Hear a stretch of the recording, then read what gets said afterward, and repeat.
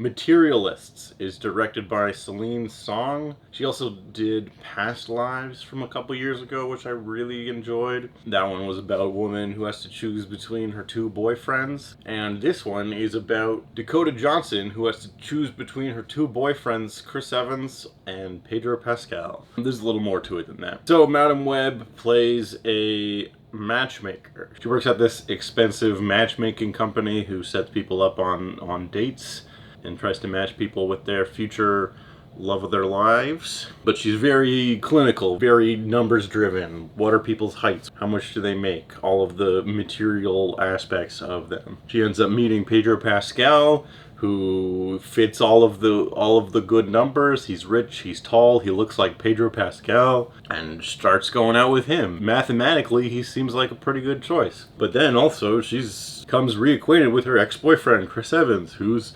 looks like Chris Evans, so he looks, you know, that's a plus. But, you know, he's poor, he's a kind of a fuck up, doesn't necessarily have a steady career, has a shitty apartment, etc. What do? Do you go with the guy that's rich and looks like Pedro Pascal, or do you go with the guy that maybe you actually love? Is there more to love than business decisions, or is there something unquantifiable about it? I did enjoy this one. I'm making it maybe sound worse than it is.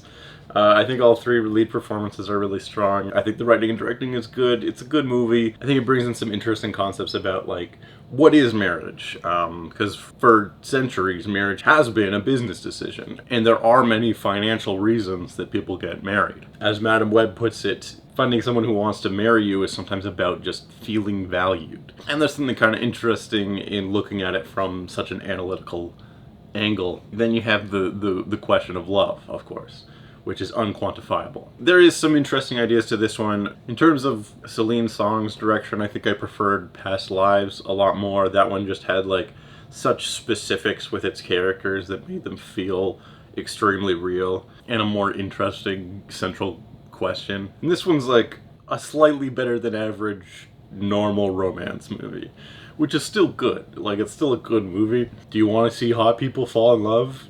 I mean, what's not to like about that? Either way, I'm glad Celine Song is able to make movies. Like many directors working with A24, I'm always excited to see what they do next. It's a pretty good romance movie. Check it out if you like romance, I guess. See you tomorrow. Bye-bye.